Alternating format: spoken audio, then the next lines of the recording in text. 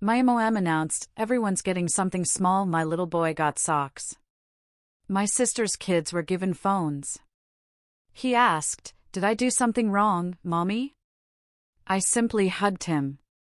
That night, I smiled and cut everyone off my health insurance coverage. Have you ever felt that crushing wave of betrayal from the people who are supposed to love you most? What if that betrayal wasn't just directed at you, but at your innocent child? It started with a simple promise, everyone gets something small this year. But that small promise unraveled into a gut-wrenching lesson about family, favoritism, and finding the courage to finally stand up for yourself. My name is Morgan, I'm 35, and I'm a single mom to an incredible 8-year-old boy named Ethan. This story really began on an ordinary October afternoon. I'd driven Ethan up to my mom's house in Milwaukee. My sister, Kelsey, was there with her twins, Sophie and Sam, glued to their phones, barely looking up. Mom stood in her kitchen, her voice too calm, too rehearsed. Everyone will get something small this year, she announced. We're keeping it simple and fair. I poured myself some coffee. That sounds reasonable, I said, genuinely. Ethan, bless his heart, is happy with anything. My mom smiled, but it didn't reach her eyes. It was that look she always had, the one that made me uneasy, like she was planning something just beneath the surface. I tried to shake it off. Christmas was still 2 months away, right? See, my job as a regional manager for a pharmaceutical company is demanding, but it pays the bills and lets me provide for Ethan. His dad checked out 6 years ago, decided fatherhood wasn't his thing. So, it's just been us, a team of 2 against the world. I pride myself on being independent. I don't ask my family for financial help, not ever. But I show up for holidays, I try to keep those connections alive, even when they feel more like obligations than real relationships. Then, Kelsey finally looked up from her phone. Mom, the kids really want the new phones for Christmas. You know, the ones with the good cameras. My mom just gave a non-committal, we'll see. A twinge of annoyance hit me. Kelsey and her husband, Todd, aren't struggling. But Kelsey has always been good at asking for things, at making people feel like they owe her something. What about you, Ethan? My mom asked, bending down. Ethan just shrugged, I don't know, maybe some art supplies or books? Mom patted his head absently. We'll figure something out. But I saw it. The way her attention immediately darted back to Kelsey's twins. It wasn't the first time, but I always told myself I was being too sensitive. That evening, driving home, Ethan was unusually quiet. I glanced at him in the rearview mirror. You okay, buddy? Yeah, he said, his voice small. Mom, does Grandma like Sophie and Sam more than me? My hands clenched on the steering wheel. Sophie and Sam. 12-year-olds, spoiled in ways that made my teeth ache. My mom always doted on them, made excuses for their behavior, found reasons to give them more. Of course not, I lied, my voice gentle. Grandma loves you very much. But even as I said it, I knew the bitter truth. My mom had always favored Kelsey. Bigger room, nicer clothes, more expensive gifts. I was the responsible one, the one who didn't need attention. The one who could figure things out. And that pattern had just carried over to our kids. For years, I told myself it didn't matter. We had a good life. We didn't need anyone's validation. But seeing that uncertainty on Ethan's face? Something inside me cracked. 2 weeks later, the phone rang. It was my mom, asking about health insurance. She and my dad had been on my family plan for 3 years, ever since their premiums skyrocketed. I added them without a second thought. Just checking everything's still good for next year, she chirped. Of course, you and Dad are covered. Kelsey, too, right? Oh, right. I'd added Kelsey 18 months ago when Todd's job went south. Yes, thank you, honey. You're so good to us. The words felt hollow, like she was reading from a script. But I pushed the feeling aside. November passed in a blur of work and school events. Thanksgiving at my parents' house was the usual circus. Dad carved the turkey. Mom fussed over Sophie and Sam, making sure they had extra helpings. Ethan ate quietly, never asking for anything. "Morgan, you look tired," Kelsey said, her voice dripping with false concern. "Are you sleeping enough?" "I'm fine," I replied, keeping my voice flat. "You should take better care of yourself. It's hard being alone, I'm sure." There it was. The subtle dig. The reminder that I was single, that my life was somehow less because I didn't have a partner. I didn't respond. I'd learned long ago that engaging with Kelsey only made it worse. But I filed it away. Another small piece of evidence that something in our family dynamic had been broken for a very, very long time. As December approached, my mom called more often, always with small requests, always with that same empty gratitude that made my stomach churn. Then, an unexpected cold snap hit Milwaukee. I was drowning in work, managing inventory, staffing issues. Ethan, though, was full of Christmas cheer. "Remember what Grandma said," I reminded him one evening as we decorated our small tree. "Everyone's getting something small. Nothing big or fancy." "I know, Mom," he said, carefully hanging an ornament. "I don't need anything big. I just want everyone to be together." My chest tightened. At 8, he was more emotionally mature than most of the adults in our family. He'd had to be. Growing up without a father, with a mom who worked long hours, he'd learned patience and understanding. We had our own traditions, just us. Hot chocolate, reading together, trips to the art museum. He was a thoughtful, creative, kind kid. I had done everything in my power to make sure he never felt his father's absence as a deficiency. But my parents' house? It was different. I'd watch him watching my mom, how she laughed at Sophie and Sam's jokes, indulged their demands, barely noticed Ethan when he tried to show her something he'd drawn. Mid-December, I drove to Mom's to drop off insurance renewal documents. Kelsey was already there. Her twins were in the living room, playing video games on the massive TV my parents had bought them last Christmas. "Morgan, perfect timing," Mom said, taking the papers. "I was just showing Kelsey the gifts I got for the kids." She led me into her bedroom. On the bed sat several wrapped packages. 2 large boxes with expensive-looking paper, and 1 small, flat package wrapped in drugstore paper. "Those 2 are for Sophie and Sam," she said, pointing to the big ones. "And that one is for Ethan." Something cold, heavy, settled in my stomach. "Mom, you said everyone was getting something small." "These are small," she protested. "Well, practical, anyway. The twins need new phones. Their old ones are ancient." "They're barely a year old," I said, my voice tight. "Teenagers need good phones for school." Kelsey chimed in from the doorway. "You wouldn't understand since Ethan's still young." I looked at the small package meant for my son. "What did you get Ethan?" "Socks," my mom said brightly.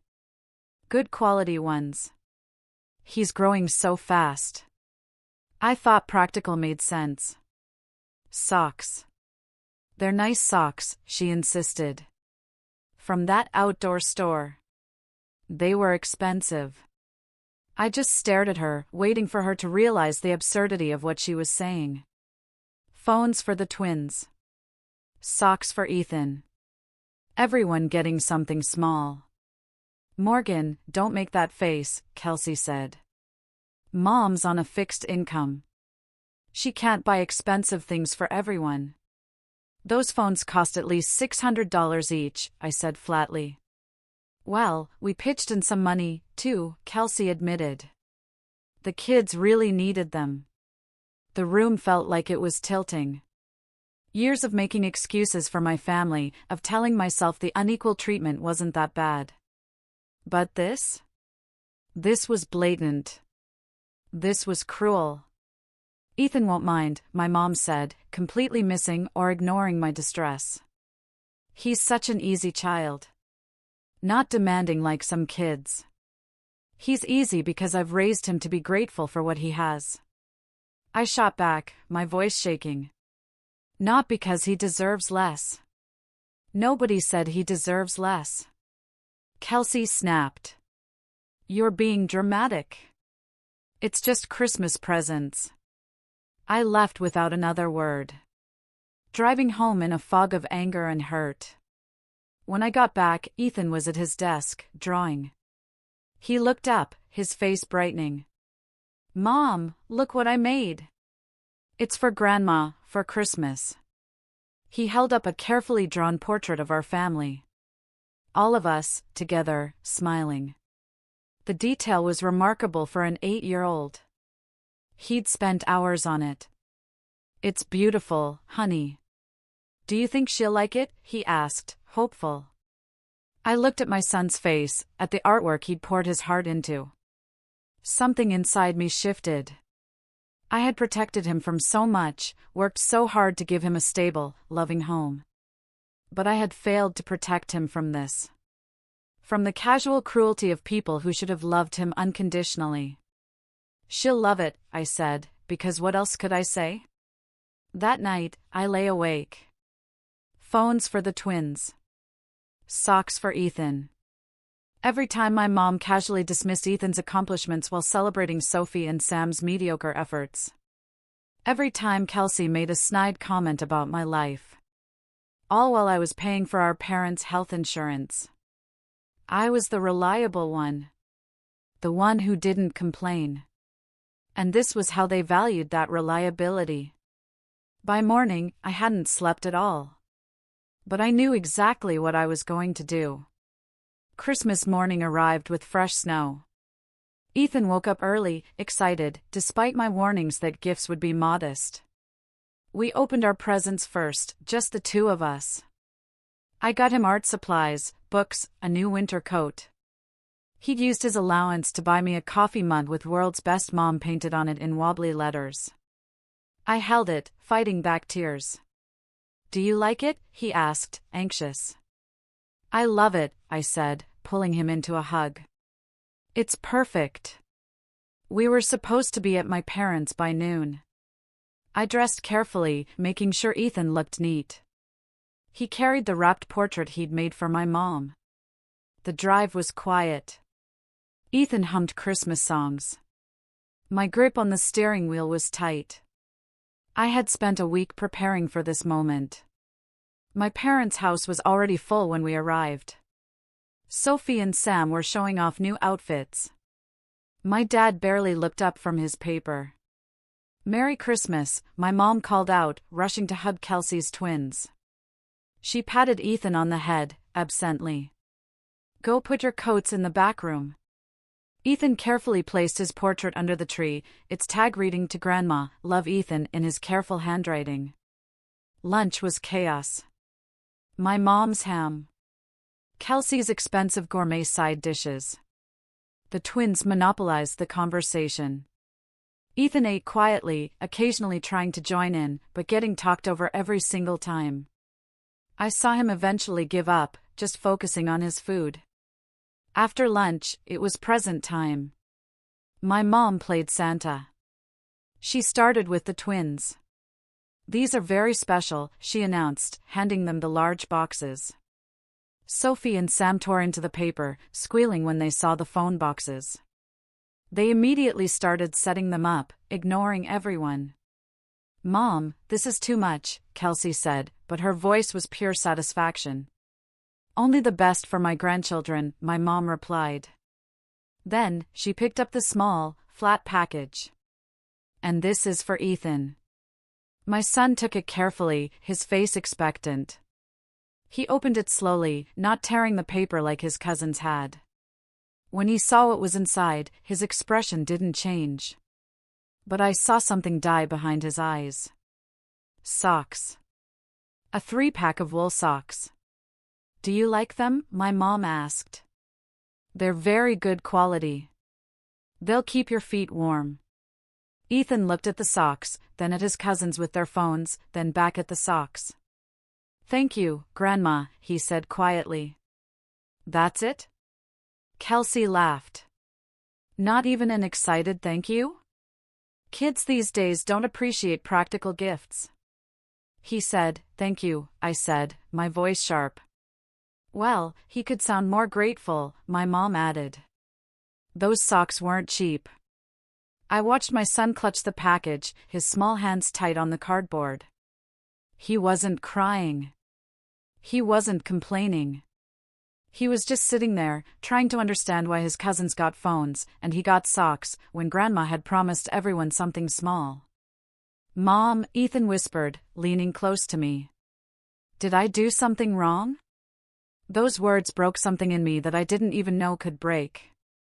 I pulled him into a hug, holding him tight.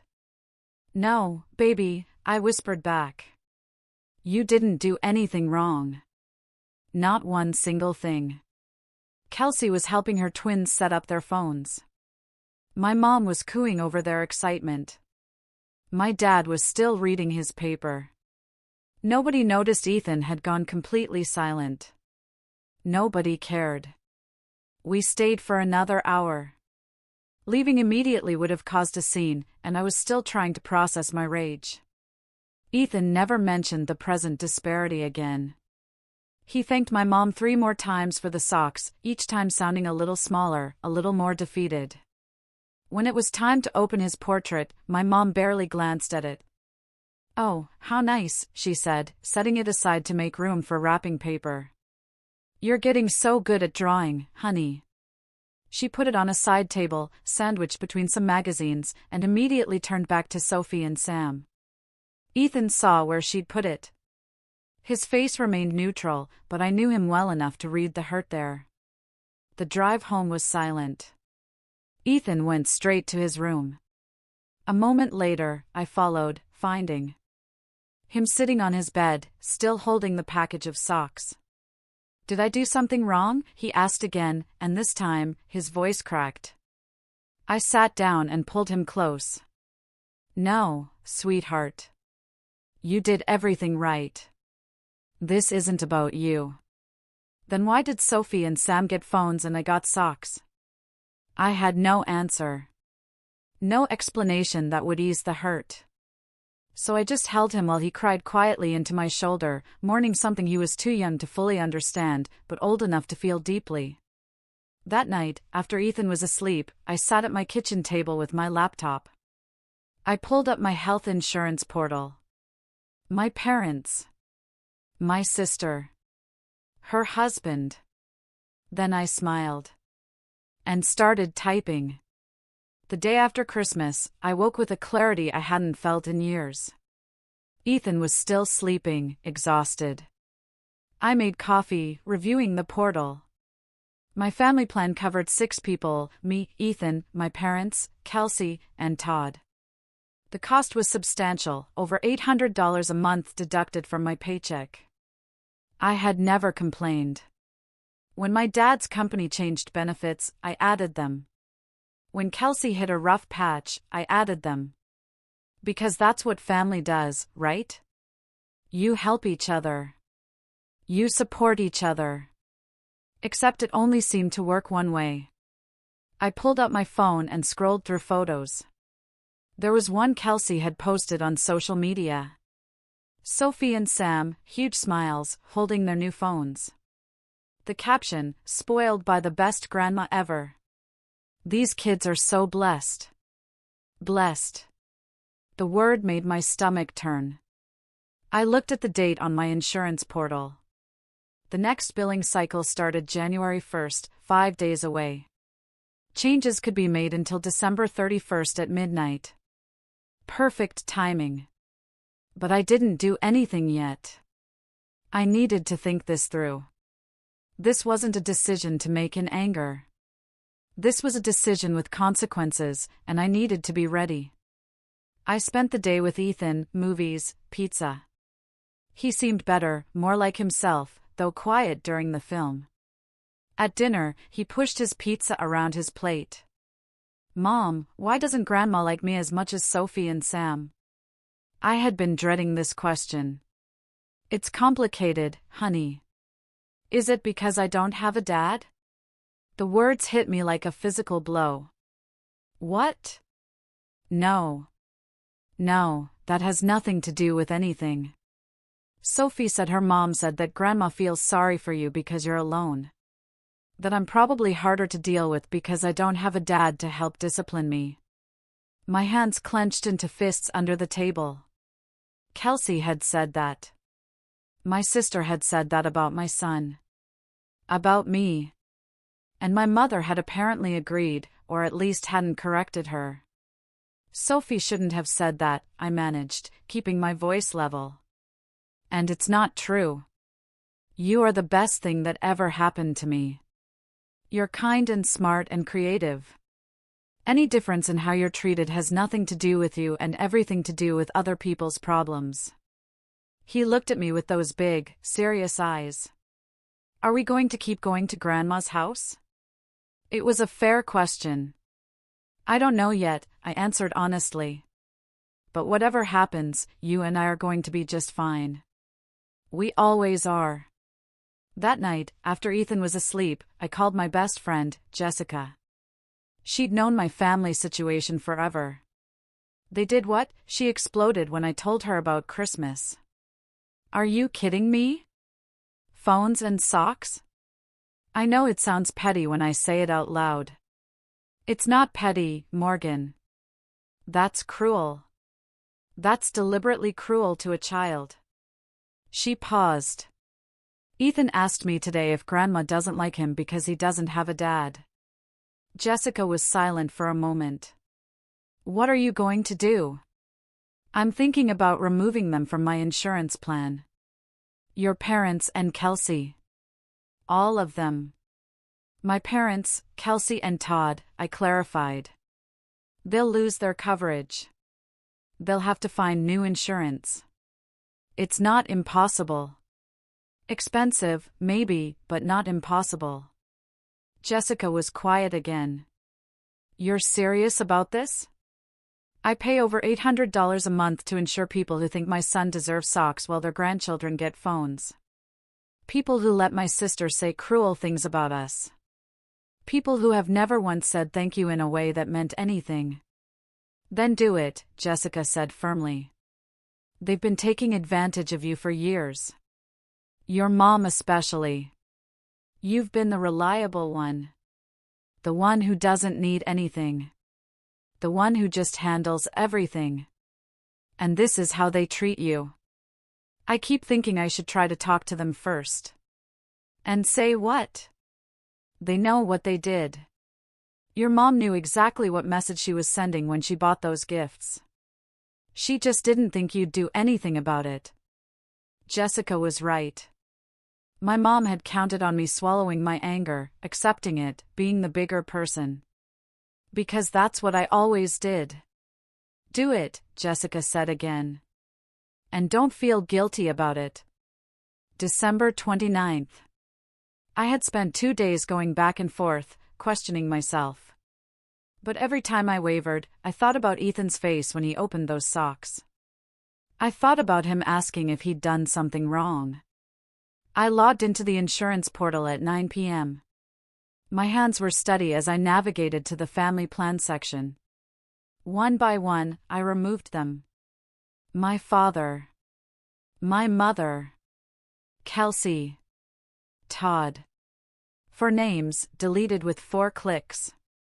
The system asked me to confirm. I confirmed. It asked if I was sure. I was sure. The changes would take effect January 1st. They'd receive notification letters within a week. Until then, I had roughly 48 hours of peace before the chaos began. I closed my laptop and felt something settle in my chest. Not quite peace, but close. A sense that I had finally stood up for my son and for myself. December 30th passed quietly. Ethan and I stayed home, organizing his new art supplies, reading. My phone rang 3 times, my mom, Kelsey, my mom again. I didn't answer. Not yet. December 31st. I knew the letters had been sent. They'd probably arrive by January 2nd or 3rd. That's how long I had before everything exploded. Ethan and I spent New Year's Eve watching movies, eating popcorn. At midnight, we banged pots and pans, just like every year. He was laughing, happy. For the first time in days, he seemed like himself again. January 1st came with fresh snow. I made breakfast, trying not to think about what was coming.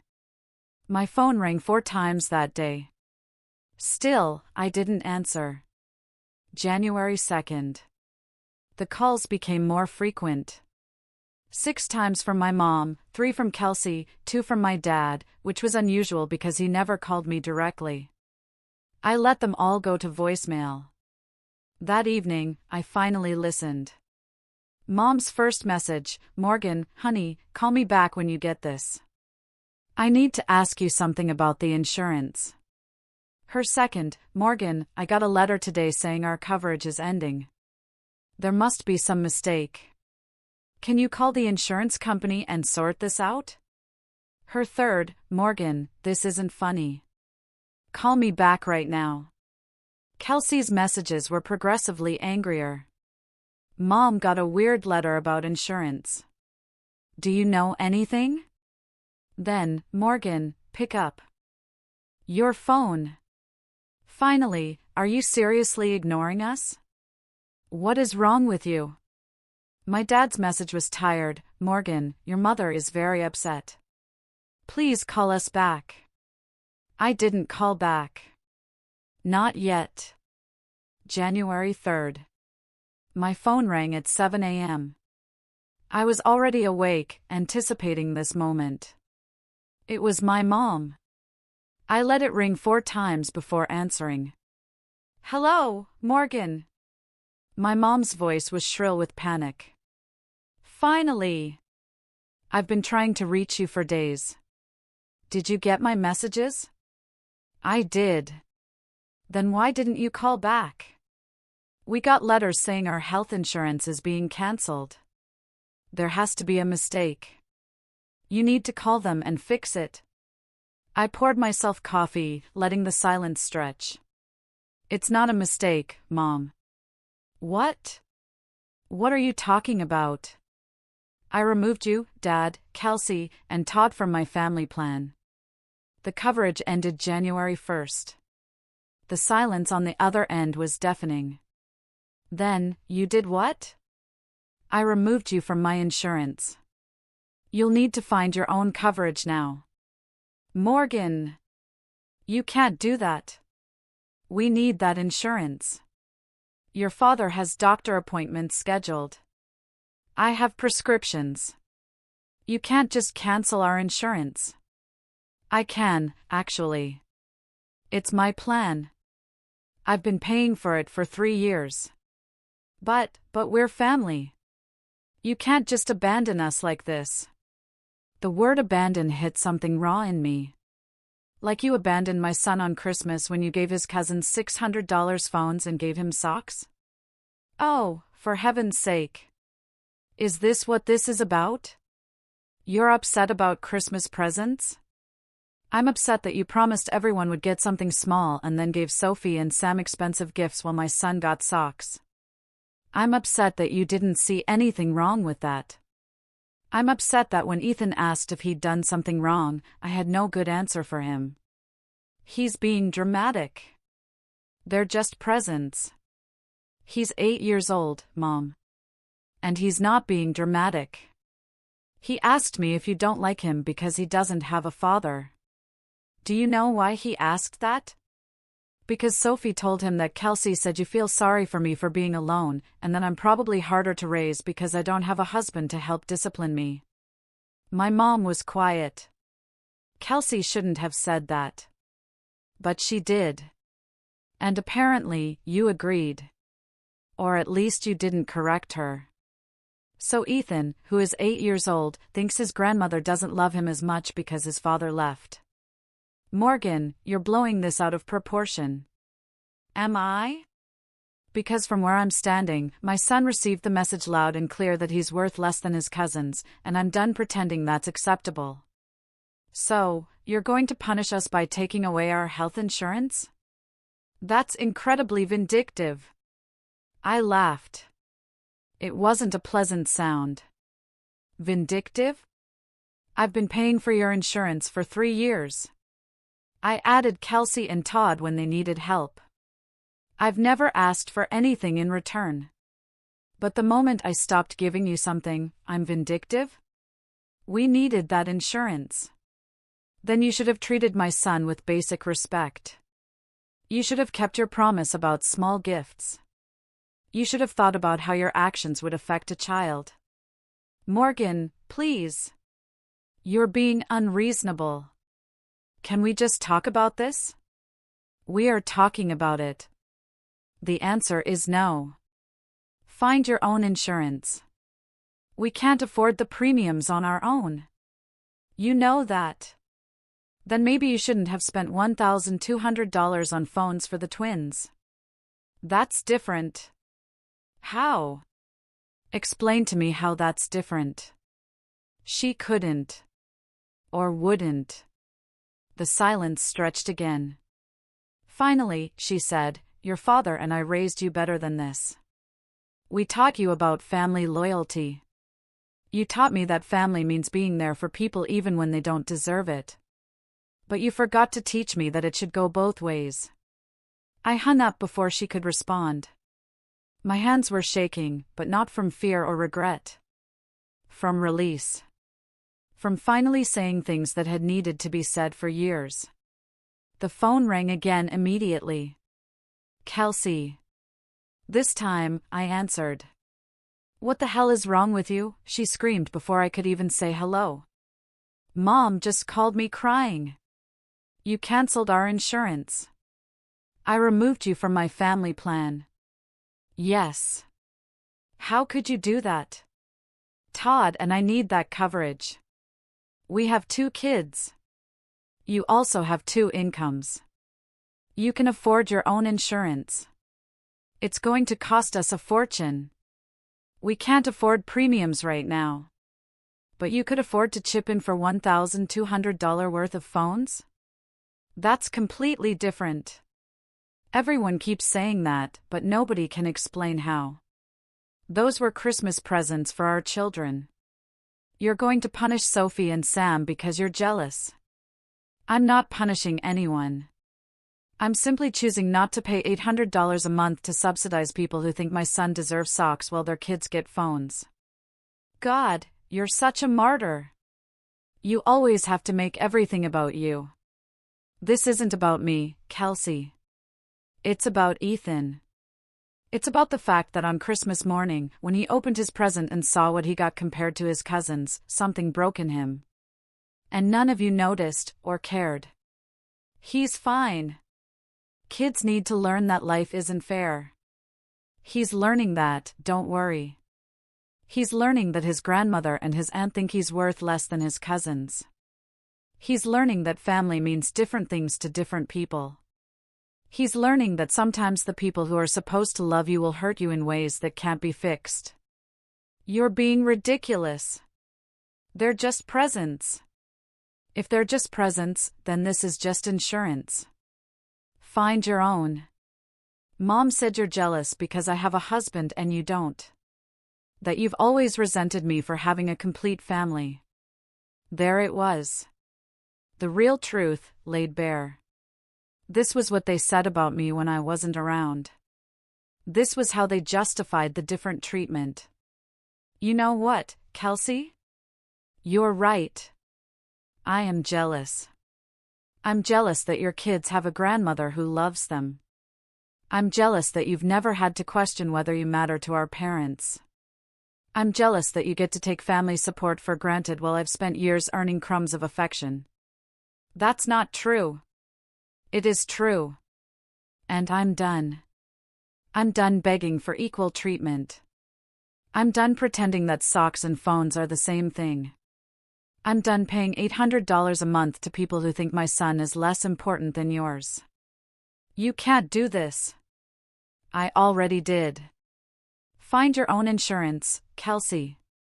Consider it a lesson in independence. I hung up on her, too. The phone rang 6 more times that day.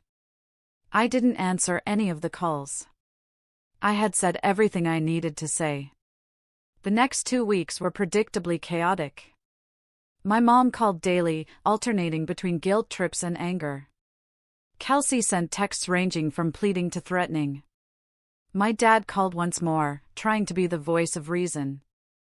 I didn't reconsider. What I hadn't anticipated was the rest of my family.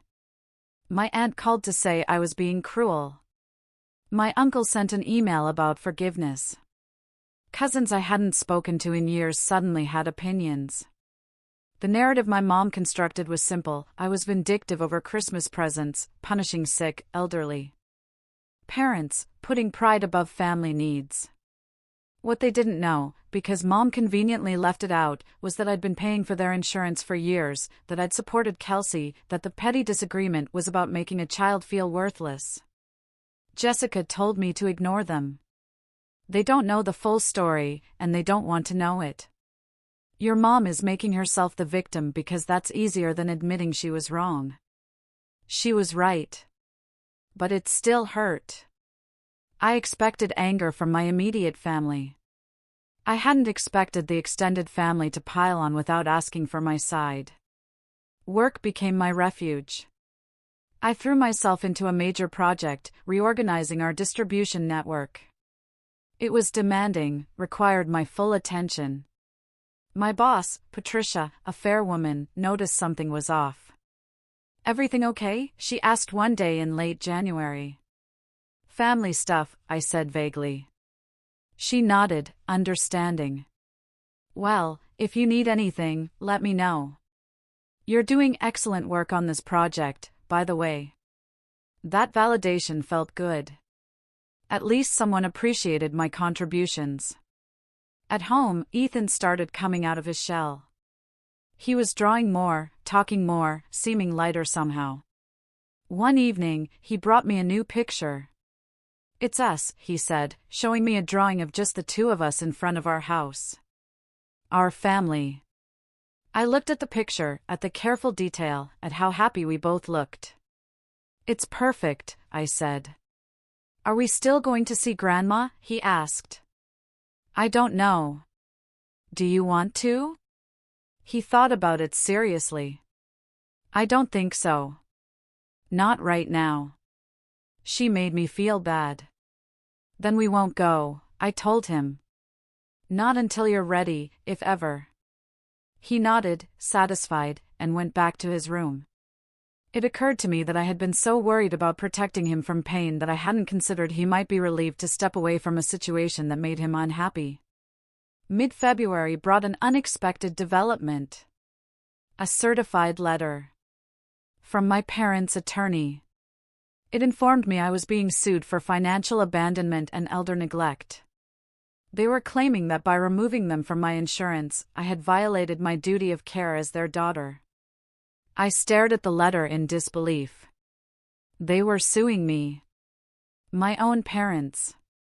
Because I stopped paying for their insurance. I immediately called a lawyer Patricia recommended, Gregory, who specialized in family law. I met him the next day. "Have you seen this kind of case before?" I asked, sliding the letter across his desk. Gregory read it carefully. "I've seen similar attempts. They rarely succeed. Adult children aren't legally obligated to provide health insurance for their parents unless there's a specific care agreement in place. Do you have any written agreement with them?" "No. I just added them to my plan when they needed help. Out of kindness." "Yes. And they're claiming elder neglect because you stopped." Gregory leaned back. "Here's what's going to happen. We'll respond. We'll point out that you have no legal obligation, that you did so voluntarily for 3 years, and that they have other options. The case will likely be dismissed before it even gets to court." "How much is this going to cost me?" "My retainer is $2,000. It probably won't go beyond that unless they really push it, which I doubt they will once they realize they have no legal standing. $2,000. Money I'd have to spend because my parents decided to sue me rather than simply find their own insurance. Do it, I said. Draft the response. When I got home, there was a car in my driveway I didn't recognize. As I parked, I saw Kelsey sitting on my front porch steps. We need to talk, she said. I don't think we do. Please, Morgan. Just 5 minutes. Against my better judgment, I let her inside. Ethan was at an after-school art program. We stood in my kitchen. Mom and Dad are suing you, Kelsey said. I know. I got the letter. That's insane. I told them not to do it. Did you? Yes. This whole thing has gotten completely out of hand. I came here to ask you to reconsider. Reconsider what, exactly? Putting us back on your insurance before the lawsuit goes any further. So, you want me to pay $800 a month and pretend nothing happened? I want us to be a family again. I laughed, bitter and sharp. We were never a family, Kelsey. A family doesn't treat one child better than another. A family doesn't sue each other over insurance. A family doesn't say cruel things and expect it to be forgotten because it's inconvenient to deal with consequences. I'm sorry about what I said about you being alone, about Ethan being harder to raise. I shouldn't have said that. But you did say it. And you meant it. And Mom agreed with you. She didn't agree. She didn't disagree either. And that's the problem. None of you have ever stood up for Ethan or for me. You've taken what I've given and acted like it was owed to you. Well, it's not. And I'm done. Kelsey's eyes filled with tears. Please. Todd and I are drowning in premium costs. We can't afford this. You could have afforded it if you hadn't spent $1,200 on phones. That was different. Stop saying that. It wasn't different. You had a choice where to spend your money, and you chose phones over insurance. That's fine. Those are your kids and your priorities. But don't ask me to subsidize that choice. She left, angry. I felt nothing but tired. March arrived with warmer weather and a court date. Gregory had been right. The lawsuit was weak, but my parents were pushing forward, hoping I'd cave. They underestimated how utterly done I was with their manipulation. The day before the hearing, I got an unexpected call from my dad. Not my mom. Morgan, can we talk? Just you and me. I hesitated. What's there to talk about? Please. Coffee somewhere. Just 30 minutes. Against my better judgment, I agreed.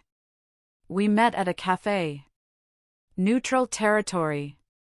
My dad looked older, more tired.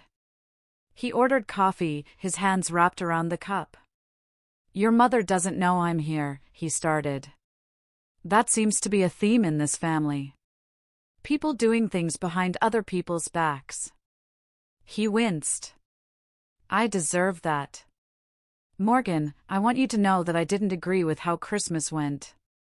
I thought the gift disparity was wrong. Then why didn't you say anything? Because I've spent 40 years not saying anything when your mother favors Kelsey. Because it was easier to keep the peace than to fight about it.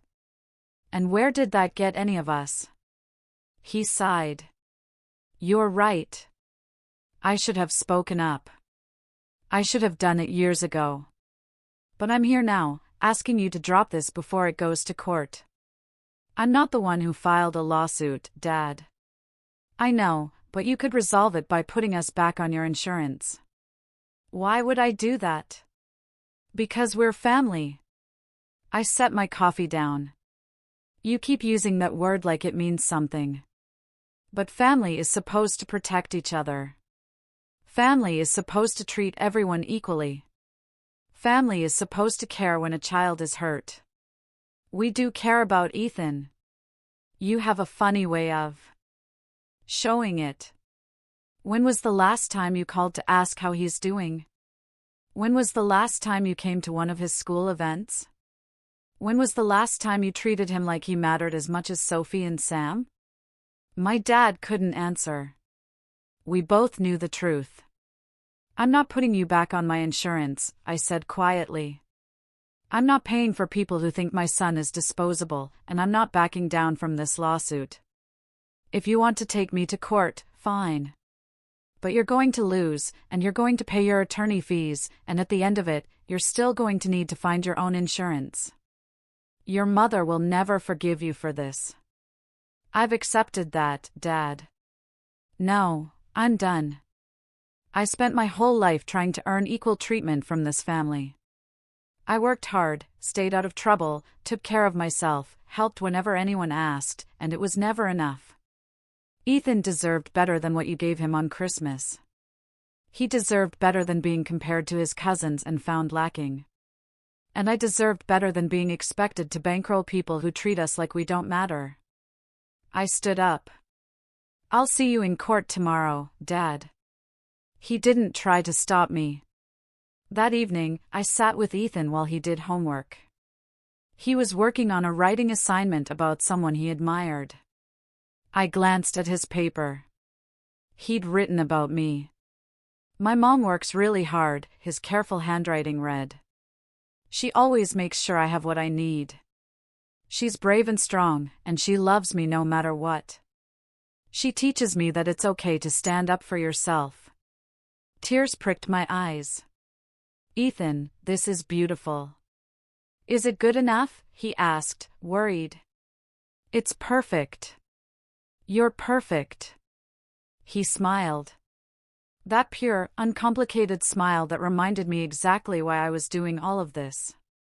Not for revenge. Not for payback.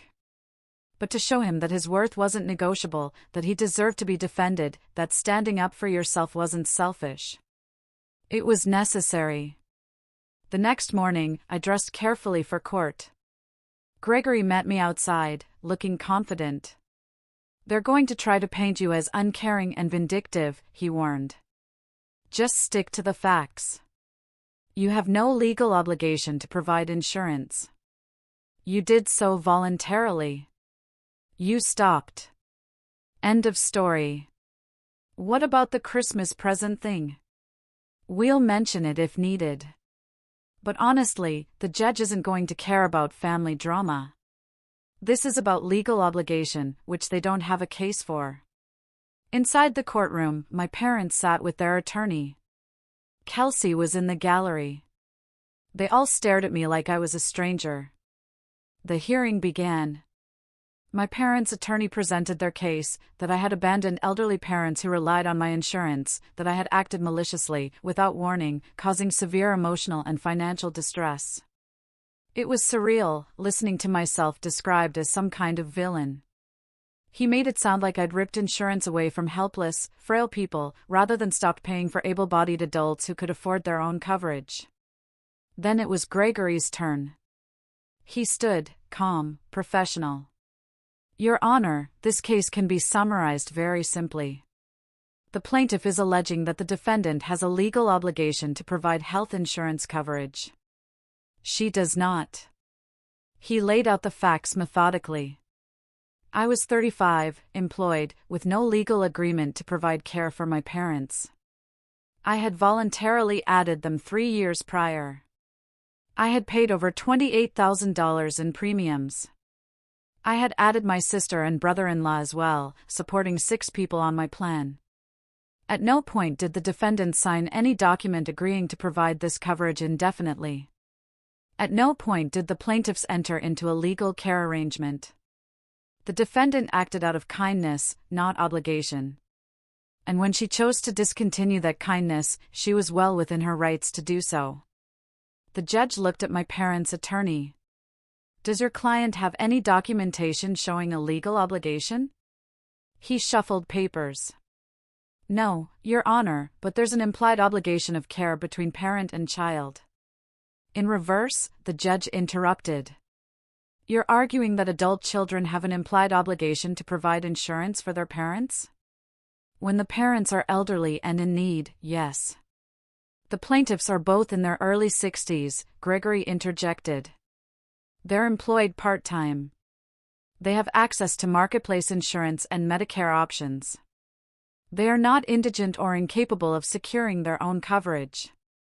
The judge looked at me. Ms. Morgan, is there anything you'd like to add? I stood, my voice steady. Your Honor, I loved my parents. I helped them because I wanted to. But over time, I realized that my help was taken for granted. That my contributions were expected but not appreciated. That my son was being treated differently than his cousins by my family. When I made the decision to remove them from my insurance, it wasn't out of malice. It was out of self-preservation and a need to protect my child from ongoing hurt. This is about Christmas presents, the judge asked, looking at the case file. It's about more than that, Your Honor. But the Christmas incident made it clear that my family didn't value my son the way they valued my sister's children, and I had to make a choice about whether to continue subsidizing people who treated my child as less important. The judge looked at my parents. Do you have anything to say? My mother stood, her voice shaking. She's my daughter. She's supposed to take care of us. We raised her, gave her everything, and this is how she repays us, by abandoning us when we need her most. You gave me everything? I said, unable to stay quiet. You gave Kelsey everything. You gave me leftovers and criticism, and the constant message that I wasn't as good as my sister. I spent my life trying to earn your approval, and I never did. So, yes, I stopped paying for your insurance because I finally realized that I don't owe you anything just because you're my parents. Parents are supposed to earn their children's loyalty and love. You didn't earn mine. That's enough, the judge said, but not unkindly. He looked tired. Here's my ruling. The plaintiff has no legal standing. Adult children are not obligated to provide health insurance for their parents. The defendant acted within her rights to remove the plaintiffs from her insurance plan. Case dismissed. He banged his gavel. It was over. My parents' attorney looked frustrated. My mother was crying. My father was stone-faced. Kelsey stood up and walked out without looking at me. Outside, Gregory shook my hand. You did well in there. And for what it's worth, I think you made the right call. Sometimes families need hard boundaries. I drove home feeling lighter than I had in months. I had won, not just the court case, but something bigger. I had proven to myself that I could stand up to my family's manipulation and survive it. When I picked up Ethan, he climbed into the car with a big smile. How was your day, Mom? It was good, buddy. Really good. Can we get ice cream? Absolutely. We went to his favorite ice cream shop. I watched him enjoy a chocolate cone, completely unaware of the battle I'd been fighting on his behalf. And that was fine. He didn't need to know all the details. He just needed to know that someone was in his corner, always. That evening, my phone rang. Jessica. How'd it go? We won. Case dismissed. Yes. I knew you would. How do you feel? Honestly? Free. For the first time in years, I feel free. You should. You stood up for yourself and for Ethan. That takes courage. It shouldn't have taken me this long. Better late than never. So, what's next? I looked around my small house, at the drawings Ethan had hung on the walls, at the photos of just the two of us. Next? We just live our lives without the weight of people who don't appreciate us. Sounds perfect. The months that followed were quieter than I expected. My parents and Kelsey found their own insurance, expensive, but manageable. The lawsuit had cost them thousands in legal fees they couldn't recover. Their premiums were triple what they'd paid under my plan, eating into their retirement savings. Kelsey and Todd's marriage strained, constant arguments about money. My mother's reputation suffered as the truth about the Christmas presents and the insurance spread. People stopped taking her side, stopped enabling her favoritism. Sophie and Sam, now teenagers, started asking uncomfortable questions about why they never saw their cousin anymore, forcing Kelsey to confront her role in the family fracture. My father, perhaps feeling the weight of years of silence, became increasingly withdrawn. They had gambled that I would always be the reliable one. The one who swallowed hurt for the sake of peace. They lost that gamble, and the price was higher than they'd imagined. As for Ethan and me, we built a life full of people who valued us, who showed up because they wanted to, not because they felt obligated. I learned that sometimes the most loving thing you can do is walk away from people who can't see your worth. Looking back at that Christmas morning, at those socks that changed everything, I realized I had no regrets. Standing up for my son, for myself, for the basic dignity we both deserved? That wasn't revenge. That was simply refusing to settle for less than we were worth. And that made all the difference. This story really taught me the power of boundaries, even when it feels like you're breaking everything apart. What would you have done in my place? Have you ever had to choose between keeping the peace and standing up for what's right, especially when it involves family? Tell me what you think in the comments below. I really want to know.